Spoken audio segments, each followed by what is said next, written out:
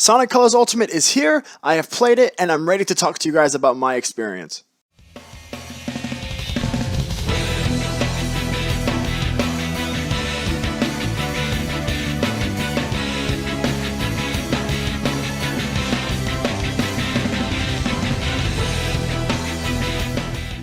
What is up, guys? My name is RK Sonic, but you could also call me Ruben. Before we get the show on the road, I just want to quickly say thank you all for getting me to 250 subscribers. Guys, that's a milestone that I never thought I'd achieve. Thank you all so much for that. I don't know what else to say that I haven't said to you guys before, but just thank you. So, the original Sonic Colors came out in 2010. I was 9 years old then, and now I'm 20. My god.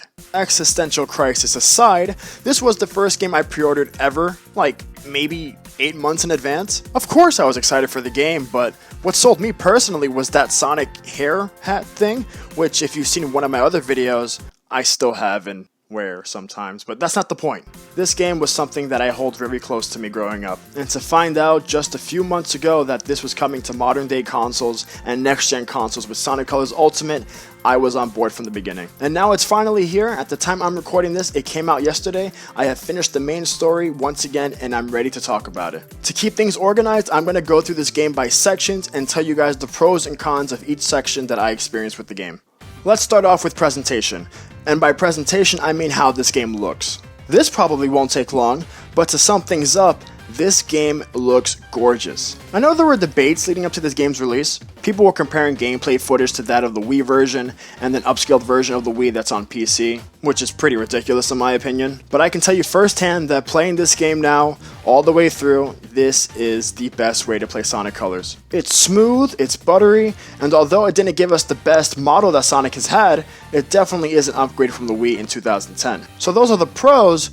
But now here come the cons. There are some cons that I'm going to leave out just for now because it ties into other sections that I want to get into later. So for presentation, the only major con that I wasn't happy with, and I'm sure you guys aren't happy with either, are the cutscenes. I mean, if you've played Sonic Colors before, then you know that when you start the game, it throws you right into Tropical Resort Act 1, and then Tropical Resort Act 2, and then you get your first real cutscene of the game. And if your gameplay experience was anything like mine, then you were immediately disappointed when you saw the first cutscene. They looked nearly the exact same as the Wii version in 2010. Yeah, they look smoother, and I think it's in HD, but this is not the best they could have done. Trust me, I was looking as carefully as I could to see if there was anything that really stood out to me, but there isn't. There's not a whole lot else I can say about this. I just wish they looked better. Don't get me wrong, that doesn't mean the cutscenes look awful. They look fine, but when comparing them to the Wii version in 2010, they're nearly identical. It's a missed opportunity, but whatever. Moving on. So from presentation, now we're going to move into gameplay.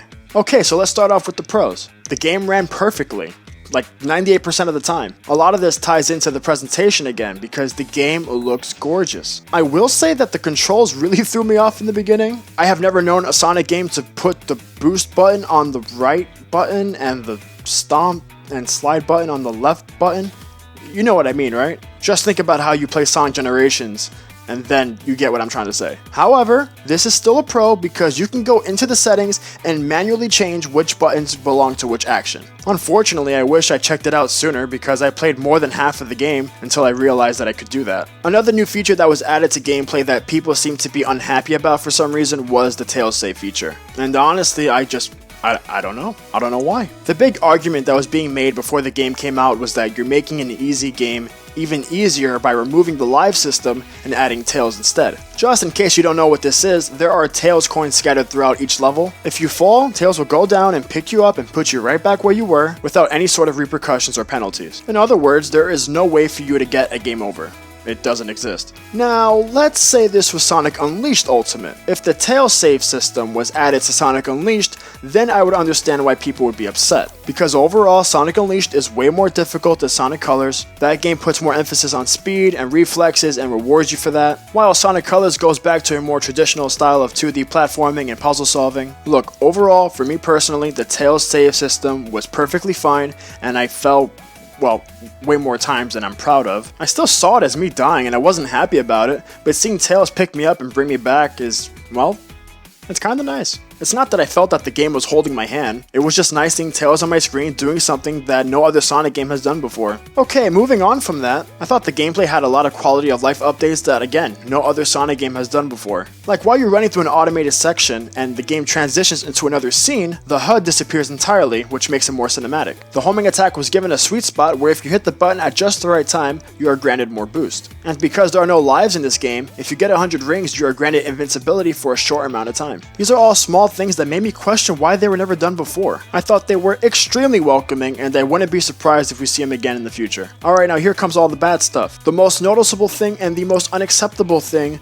were the loading times. To be honest, I thought my game was crashing in the beginning, but it wasn't. It was just that it was taking so long to load. The same thing goes for just about every single level. The load times are way too long. I'm not saying they're 06 long, but they're just unacceptably long. I would say around 10 seconds, maybe 15. It was long enough where I felt that the music had a head start on the level, if that makes sense. Earlier I said the game ran 98% smooth, perfect, and all that.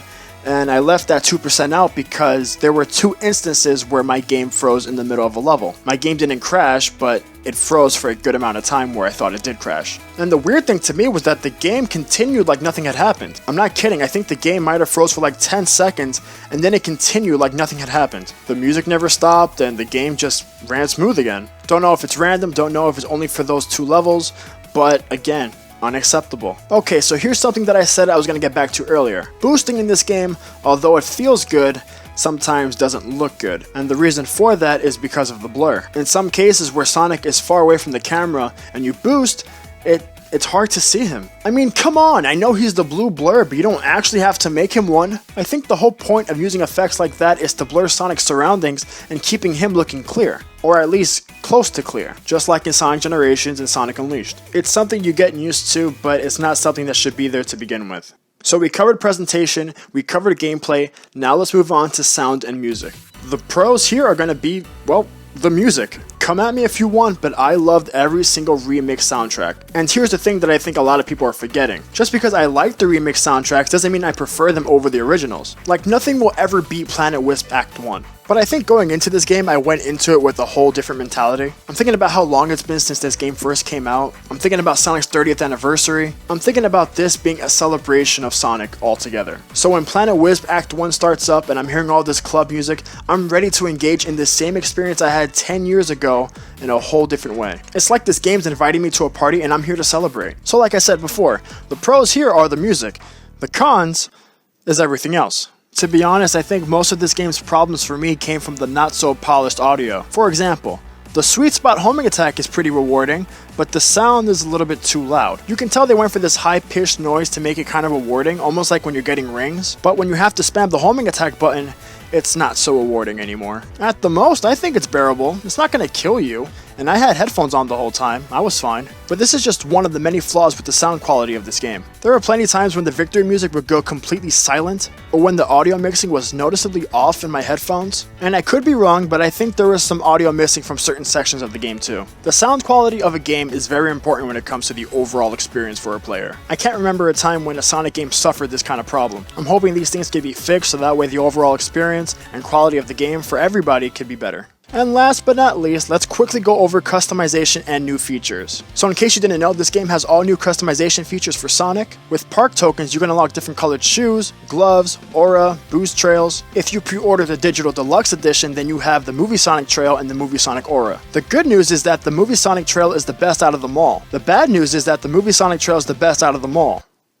I mean, the customization options are neat, they're cool to look at, but overall they're a bit lackluster. At the end of my first playthrough I had like over 200 coins or park tokens or whatever, and I didn't feel the need to buy any. I just stuck with the Movie Sonic trail and the silver shoes and the silver gloves. I'll give this game the benefit of the doubt and say that it's a step in the right direction, I guess. I don't think any customization is going to beat what Sonic Forces did, but I'll give them credit because this is the first time you could do it for Sonic. Rival Rush mode is a new thing that they added in this game where you race against Metal Sonic across 6 specific locations in the game. So far I've only gotten to do one, and I mean, it's there.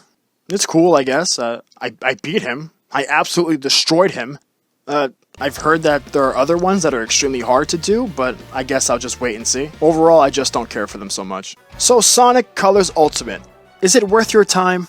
Personally, I think so.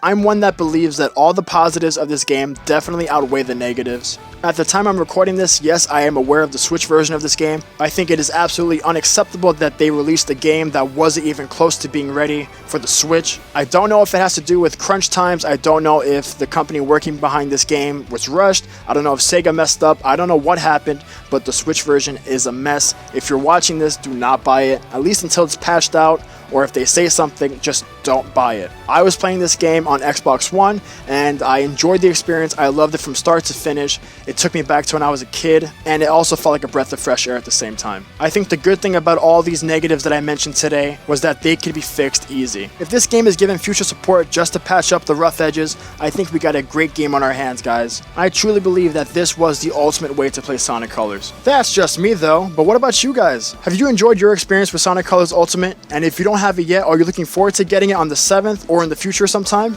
I would love to hear all your thoughts in the comments. Guys, thank you so much for watching, and once again, thank you for getting me to 250 subscribers. I am grateful for every single one of you, whether you're subscribed, unsubscribed, new, returning. If you're here, that's good enough for me. And with all that being said, if you did enjoy what you heard today, feel free to like, comment, and subscribe. I will see you all very soon, but for now, this is RK Sonic signing off. Thank you all so much, and have a great night.